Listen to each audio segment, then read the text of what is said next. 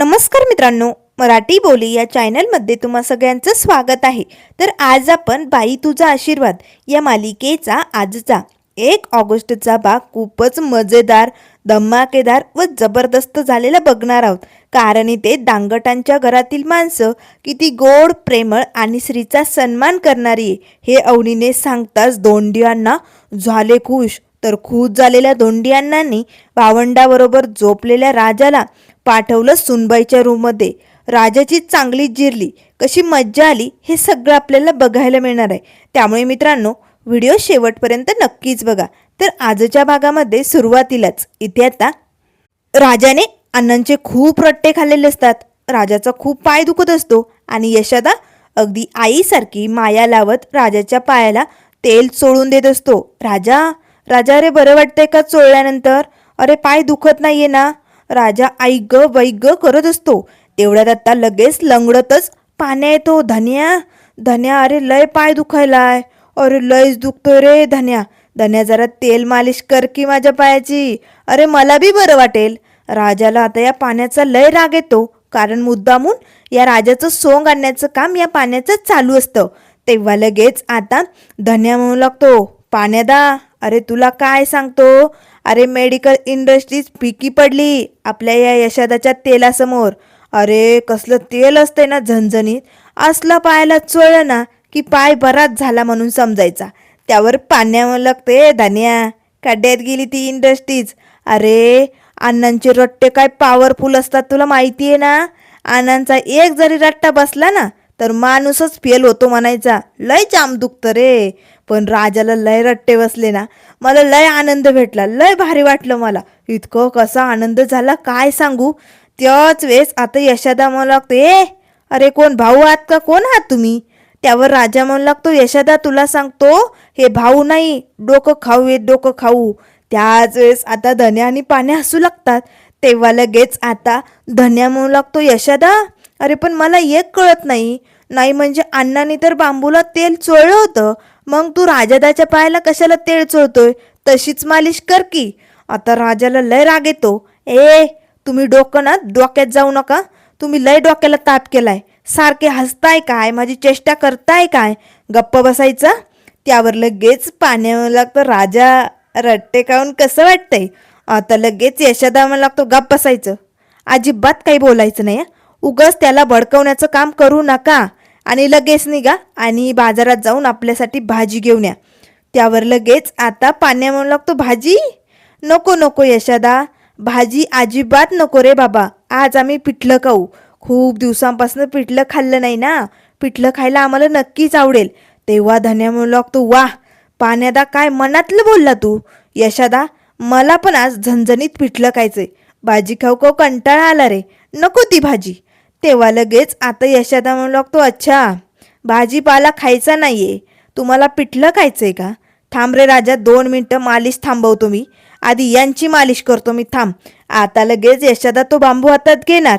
तेच आता पाण्या म्हणू लागतो, नको नको मालिश नको नको यशोदा, भाजी आणायची ना बाजारातनं. धन्या ते पिठलं खाण्याचं स्वप्न बाजूला ठेव आणि भाजी घ्यायला चल माझ्यासोबत. चल पटकन पिशवी घे. आता दोघेही निघालेले असतात. यशोदा आता टप्पुरे डोळे करून या दोघांकडे बघतो. राजाला मात्र हसायला येतं. त्याच वेळेस पाण्या म्हणू लागतो, जातो भाजी घेऊन येतो, ताजी ताजी भाजी घेऊन येतो. तेव्हा यशोदा आता हसू लागतो. दोघेही आता बाजारात निघून जातात. त्याच वेळेस आता राजा म्हणू लागतो, यशोदा यशोदा तुला एक सांगू? तेव्हा यशोदा म्हणू लागतो, सांग ना राजा, अरे काय झालंय? त्यावर राजा लय खुश असतो. यशोदा मी म्हटलं होतं ना त्या पुन्हा माघारी आपल्या घरी येणार. बघ विठुरायाच्या कृपेने त्या पुन्हा आपल्या घरात आल्या. मी म्हटलं होतं ना तुला ते नक्की येतील. त्यावर लगेच यशोदा म्हणू लागतो, राजा खरंच बरं का, ते म्हणतात ना प्रेमामध्ये काहीतरी पावर असते, तसंच काहीतरी घडलंय बरं का. तुझी होप लई तोप आहे बरं का राजा. तू म्हणत होता ना तेच खरं झालं. अवनी मॅडम आले की परत. त्याच वेळेस राजा म्हणू लागतो, हो मी म्हटलं होतं ना माझं प्रेम 100% खरं आहे. त्याच वेळेस आता यशोदा म्हणू लागतो, राजा त्या या घरात आल्यात, पण आपल्याला त्यांना सांभाळायचंय. त्यांना हवं नको ते सगळं बघायचंय. त्यांना कसलीही कमी पडता कामा नये. तेवढ्यात अवनी येते. आता लगेच राजा यशोदाला खुणावतो. त्याच वेळेस यशोदाचं लक्ष अवनीकडे जातं. अवनी तुम्ही? तेव्हा अवनी म्हणू लागते, यशोदा तुम्ही दोघं काही महत्त्वाचं बोलताय का? बरं ठीक आहे, मी नंतर येते. त्यावर यशोदा उठतो, नाही नाही अवनी तसं काही नाही आहे, महत्त्वाचं काही नव्हतं, बोला काही काम होतं का, काही हवंय का तुम्हाला? त्यावर लगेच आता यशोदाला अवनी म्हणू लागते, यशोदा मला सॉरी म्हणायचंय तुम्हाला. तेव्हा राजाला धक्का बसतो, सॉरी का म्हणताय तात्या? पुन्हा घर सोडून जातात की काय? त्याच वेळेस आता यशोदा म्हणू लागतो, सॉरी का म्हणताय अवनी तुम्ही, काय झालंय? त्यावर अवनी म्हणू लागते, यशोदा नाही म्हणजे मी तडकाफडकी निर्णय घेतला ना. तुम्ही सगळे मला बोलत होता या घरात थांबा, तुम्ही इकडे सेफ आहात, तुम्ही इथे राहू शकता, पण मी तुम्हा सगळ्यांचं ऐकलं नाही आणि तातडीने निघून जाण्याचा निर्णय घेतला, ते पण तुम्हाला न विचारता, आणि लगेच निघून पण गेले आणि पुन्हा या घरात तुम्हाला न विचारता आले, त्यासाठी सॉरी म्हणायचे. त्यावर यशोदा म्हणू लागतो, नाही नाही अहो हे घर तुमचंच आहे, तुम्ही हवं तेवढे दिवस हवं तोपर्यंत या घरात राहू शकता, तुम्हाला काहीच प्रॉब्लेम येणार नाही इकडे, आणि त्यासाठी सॉरी का म्हणायचं? बरं ते जाऊ द्या, ते काल काय झालं रूममध्ये? नाही म्हणजे रूम चांगली नव्हती, तो माणूस चांगला नव्हता म्हणे. त्यावर लगेच आता राजाला धक्का बसतो, अरे बापरे, हा यशोदा जर खोलपर्यंत गेला तर त्या बाबाला धमकी दिली मी हे यशोदाला समजणार.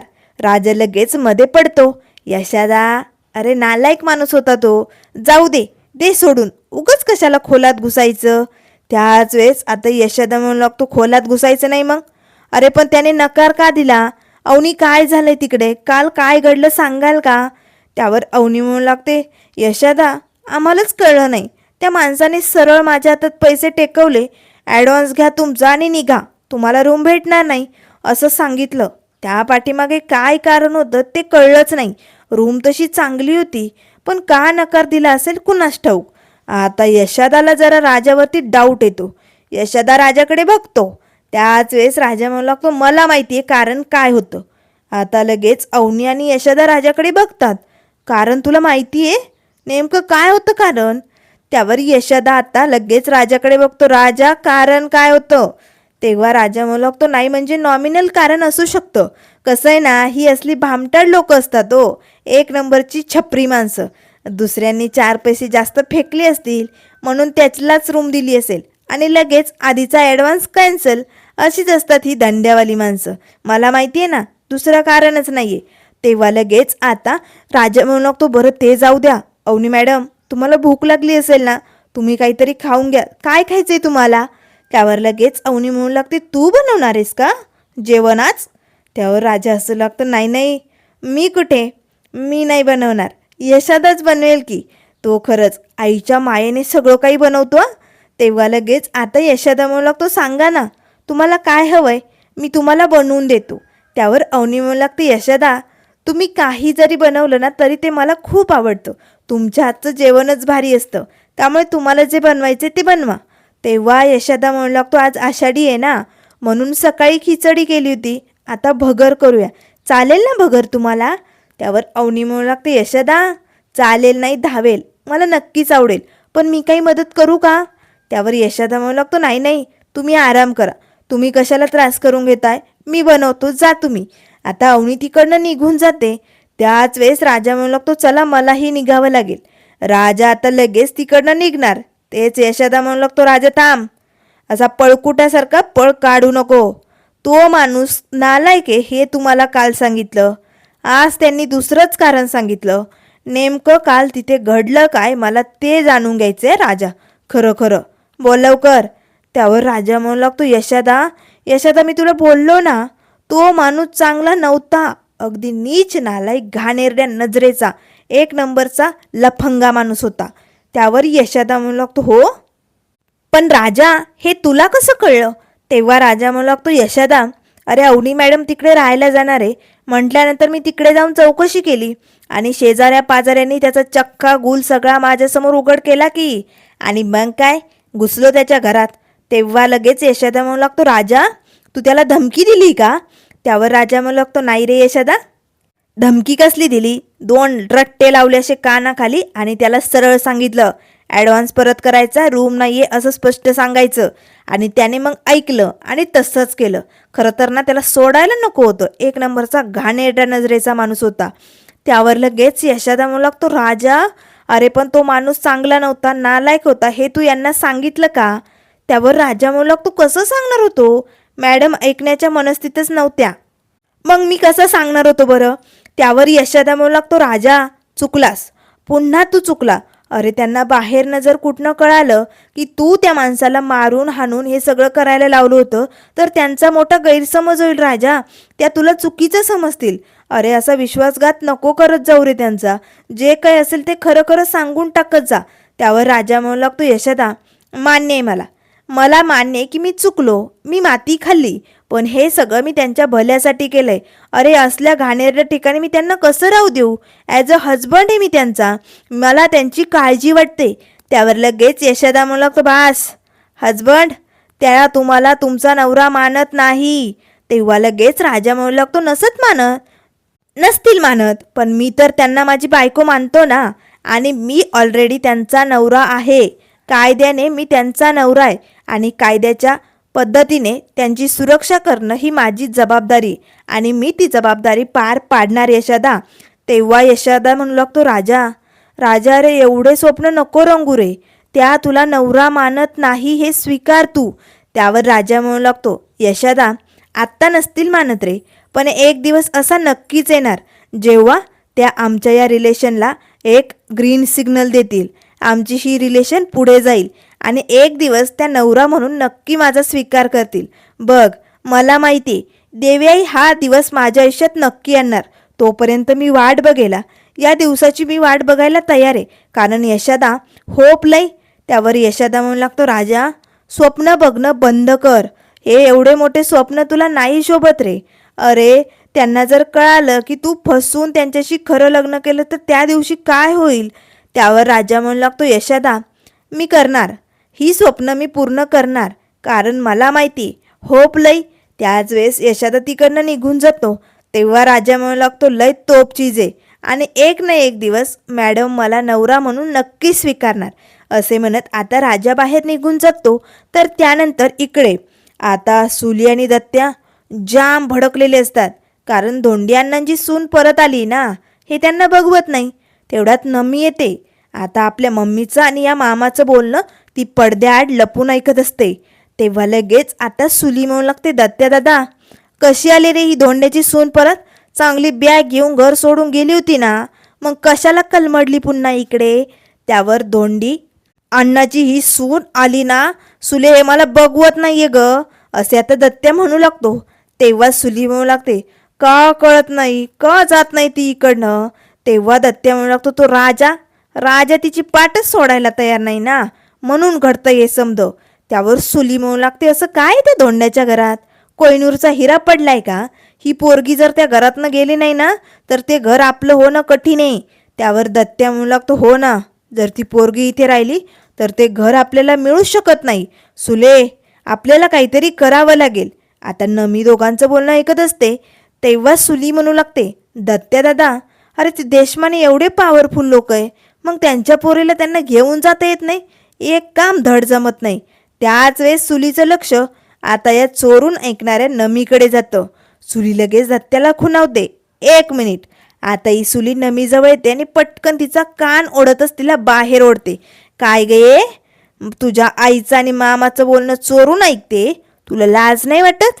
त्यावर लगेच नमी म्हणू लागते, मम्मी अगं मी तुझ्या पावलावर पाऊल ठेवूनच चालते, तू नाही का दुसऱ्यांचं बोलणं चोरून ऐकत असते धोंडी मामाच्या घरातलं. त्यावर सुली म्हणू लागते, गप्प बाईस. त्यावर लगेच आता दत्त्या मामा म्हणू लागतो, सुले या पोरीची जीभ ना गुंडाळून ठेवायला पाहिजे आणि हिच्या डोळ्याला पट्टी लावायला पाहिजे, कानात बोळे घालायला पाहिजे. सतत आपलं यशा करत त्याच्या मागे पुढे करत असती, त्याच्यावरती नजर ठेवून असती. तेव्हा नमी म्हणू लागते, ठेवणारच की, मग यशा मला लय आवडतो ना. तेव्हा लगेच दत्त्या म्हणू लागतो, बघ कशी जीभ चुरू चुरू बोलते ती, लाज नाही वाटत तिला? सुले आता हिचं लय डोक्यावरनं चालायला लागलंय, हिचं लगीन करायला पाहिजे लवकरात लवकर. तेव्हा सुली म्हणू लागते, हो दत्त्या आपल्याला एक चांगला पोरगा पाहून हिचा लग्नाचा बार उडवावाच लागतोय, त्याशिवाय हिला ना जमणार नाही. त्यावर लगेच आता नमी काही बोलणार तेच तिचा फोन वाजू लागतो. छोट्या जाऊबाईचा तिला फोन आलेलो असतो. तेव्हा नमी म्हणू लागते, 1 मिनिट, मला लय महत्त्वाचा कॉल आलाय नाहीतर मी तुमच्या समद्या प्रश्नांची उत्तरं फाड दिली असते. आलेच मी. हॅलो हॅलो असे करत आता नमी तिकडनं बाहेर येते. त्याच वेळेस आता लगेच सुली म्हणू लागते, दात्या दादा लवकरात लवकर पोरगा बघायला सुरुवात कर. या नमीचं लग्न लावल्याशिवाय ते घर आपल्याला मिळू शकत नाही. असे म्हणत आता लगेच सुली आणि दत्त्या विचार करू लागतात. तर त्यानंतर इकडे आता नमी बाहेर येते. कारण पायल म्हणजे तिची छोटी जाऊबाई आलेली असते ना. पायली जोरात रडू लागते. मोठ्या जाऊबाई संपलं, सगळं संपलं. आता लगेच नमी म्हणू लागते, शांत हो शांत हो, काय झालंय. त्यावर लगेच पायली म्हणू लागते, मोठ्या जाऊबाई काय सांगू, माझ्या पानूच्या आयुष्यात माझी सवत आली हो. तेव्हा लगेच नमी म्हणू लागते, त्या झिपऱ्याच्या, त्या लुबऱ्याच्या, त्याच्या आयुष्यात कोण आलं. एक नंबरचा चिरकुंडा माणूस आहे तू. त्याच्या आयुष्यात नाही हो कोणी पोरगी. छोट्या जाऊबाई तुम्ही उगाच गैरसमज करून घेताय. मागच्या वेळेस गैरसमज दूर केला होता ना. तेव्हा पायली म्हणू लागते, केला होता, पण आता मला सत्य कळलंय. त्या माझ्या सवतीचा पानूच्या मोबाईलवर फोन आला होता. मी तिच्याशी बोलले. ती मला म्हणाली की आमच्या दोघांचं लहानपणापासनं एकमेकांवरती जीवापाड प्रेम आहे. मोठ्या जाऊबाई मेरा प्यार शायद भगवान को मंजूर नहीं है, इसलिए. तेव्हा लगेच नमी म्हणू लागते, शांत व्हा छोट्या जाऊबाई, असं काही नाही आहे हो. तो झिपरा, तो पाण्या एक नंबरचा चिडका बिब्बा आहे तो. त्याच्या आयुष्यात कोण बी पोरगी येणारच नाही हो. तुम्ही उगाच असला विचार करू नका. हवं तर तुम्हाला एक खरं खोटं करून दाखवू का. थांबा, आता माझ्या डोक्यातनं एक भन्नाट आयडिया आली. आता नमीचं लक्ष धोंडी मामाकडे जातं. छोट्या जाऊबाई तुम्ही इकडेच थांबा. असा मोठा डाव टाकते ना. आता या झिपऱ्या पाण्याची कुंडलीच बाहेर काढते. थांबा मी आलेच. आता धोंडियांना सायकलवरती टांग मारून निघणार. तेच नमी येते. धोंडी मामा एक बोलायचं होतं. तेव्हा लगेच आता धोंडी मामा म्हणू लागतात, बोल की. मग काय झालं, काय बोलायचं. यशाचा फोन लागत नाही का तुला, माझ्याशी बोलायचंय. तेव्हा नमी म्हणू लागते, नाही मामा तसं नाही. म्हणजे कसं आहे ना, मला ऐकायला आलं की जसं आपले राजाचं प्रेम होतं, त्याने लग्न केलं ना, तसं पाण्याचं बी एका पोरीवरती प्रेम आहे. लवशिप आहे. पण पाण्यामध्ये डेअरिंग नाही ना, राजासारखी लग्न करून आणायची. फेल झालाय तो माणूस. त्यावर लगेच आता अण्णा म्हणू लागतात, पाण्यात डेअरिंग नाही. अगं घरात कचा भांडणं करतो, मारामारी करतो, लय डेअरिंग बाज येतो पाण्या. त्यावर लगेच नमी म्हणू लागते, नाही ना अण्णा, अहो तो घाबरतोय. फेल गेली त्याची लव्ह स्टोरी. आपल्याला त्याला काहीतरी सपोर्ट करायला पाहिजे. तेव्हा लगेच आता धोंड्यांना म्हणू लागतात, असंय तर मॅटर सिरियस आहे. तेव्हा नमी म्हणू लागते, व्हेरी सिरियस आहे मामा. त्यामुळे आता तुलाच काहीतरी सोल्युशन काढावं लागेल. तेव्हा धोंडी मामा म्हणू लागतात, मग वेळ कशाला वाया घालवायचा. जर दुसरी सुनबाई येत असेल तर मला नक्कीच आवडेल. चल मी पाण्याकडे बघतोच त्याचा बेत आता. असे म्हणत आता धोंड्यांना आतमध्ये येतात. नमी त्याच्या पाठोपाठ आतमध्ये येते आणि दरवाजाच्या आड लपून आता चोरून ऐकत असते. त्याच वेळेस आता धोंड्यांना म्हणू लागतात, पाण्या कुठे, तू लवकर ये बाहेर. तेव्हा लगेच आता राजा, यशोदा, धन्या सगळ्यांना धक्का बसतो. तेव्हा लगेच पाण्या येतो, हो ट्रक ड्रायव्हर, उगाच सायलेन्सर त्या हॉर्नसारखं का फटफाट जोरात ओरडायलेत, काय झालंय. तेव्हा लगेच अण्णा आता अगदी असे भारी डोळे खुणावतात आणि पाण्याकडे बघतात. मग काय. तेव्हा पाण्या म्हणू लागतो, काय हे डोळे का चिमकवताय, काय म्हणजे काय, तोंडाने बोला ना. त्यावर अण्णा म्हणू लागतात, मग लवबर्ड कुठपर्यंत आली तुमची लवशिप, प्रेमात पडलाय म्हणे तू. त्याच वेळेस आता छोटा धन्या, आयो बाबो अगो गोगो असलं कसलं भारी ॲक्टिंग करू लागतो. तेव्हा पाण्या म्हणू लागतो, ए धन्या थोबाड बंद करा, असा चापकाळीन ना तुला. उगाच कसली बी रिॲक्शन करू नको या अण्णाच्या बोलण्यावर. ओ अण्णा तुम्ही समजता तसं काय बी नाहीये. हे बघा तुमचा काहीतरी गैरसमज झालाय. तेव्हा अण्णा म्हणू लागतात, दिस इज टू मच. अण्णा लगेच आता बांबू हातात घेतात. कसं आहे ना, घाबरायची गरज नाही. बांबू हातात घेताच आता बेडवरती झोपलेला राजा टणकन उठतो. कारण कधी रट्टा भेटेल अण्णांचा सांगताच येणार नाही. तेव्हा अण्णा म्हणू लागतात, राजा माझी दहशत आहे पण घाबरायची गरज नाही. तेव्हा राजा म्हणू लागतो, आहे दहशत लय मोठी आहे. त्यावर अण्णा म्हणू लागतात, अरे पाण्या आपल्या राजाचा अनुभव घे ना. अरे राजाने बघ, प्यार करूंगा तो जिंदगी भर, बघ कसा प्यार निभाया उसने, लग्न करून सुनबाईला घरात घेऊन आलाय. जरा त्याचा अनुभव घे, त्याच्याकडे बघ. आता राजा अगदी स्टाईलमध्ये त्या बाजेवरती झोपतो, जणू काय लय मोठं काम केलंय. अवनी आता बाहेर आलेली असते. त्याच वेळेस पाण्यावर लागतो राजाने. हा, राजाचं प्यार किया तो डरना क्या. बघ बघ, त्याने कशी हिंमत केली. आपण राजाच्या पाठीशी उभी राहिलो, लढलो नडलो, मग तुझ्या बी पाठीशी उभी राहू. कोण आहे ती पोरगी सांग ना. त्यावर लगेच आता पाण्यामुळे लागतो अण्णा. हे समजा तुम्हाला कोणी सांगितलं? कोणी सांगितलं? तेवढ्यात नमी समोर येते. म्याच सांगितलं धोंडी मामाला. मला माहिती आहे ना, मला या झिपऱ्याने मागं सांगितलं होतं, तू रात्रभर एका पोरीबरोबर फोनवरती गुलूगुलू गप्पा मारत असतो. तुझं एका पोरीवरती प्रेम आहे. बोल झिपऱ्या धन्या. आता धन्याला धक्का बसतो. तेव्हा लगेच आता राजा म्हणू लागतो, अच्छा म्हणजे धन्याला माहिती आहे पण आम्हाला माहिती नाही. त्याच वेळेस पायल आलेली असते. तीही आता भिंतीआड डोकावून सगळं बोलणं ऐकत असते. तेव्हा लगेच आता धन्या म्हणू लागतो, अण्णा हे बघा, तुम्ही समजता असं काही बी नाही आहे. तेव्हा पाण्या म्हणू लागतो, हाय असंच आहे एक पोरगी माझ्या आयुष्यात. तेव्हा अण्णा म्हणू लागतात, हाय ना, प्रेम किया आहे ना, मग सांगती कशी आहे, कुठे असती, काय करती, सांग ना. त्यावर राजा म्हणू लागतो, अण्णा अण्णा कळलं मला, पोरगी हाय पण तिच्या डोळ्यात फॉल्ट आहे. त्यावर लगेच आता अवनी सगळेजण राजाकडे बघतात. डोळ्यात प्रॉब्लेम म्हणजे नेमकं काय चाललंय? त्यावर राजा म्हणू लागतो, अण्णा पाण्याकडे बघून जर ती त्याच्या प्रेमात पडली तर मग तिच्या डोळ्यात मोठा प्रॉब्लेमच म्हणायचा की. याच्या प्रेमात कोण पडू शकतो? त्यावर पाण्याला लय राग येतो. ए राजा, तू स्वतःला लय हिरो समजू नको. का नाही पडू शकत कोणी माझ्या प्रेमात? त्या पोरीचा लय जीव आहे माझ्यावर, जीव ओवाळून टाकलाय तिने.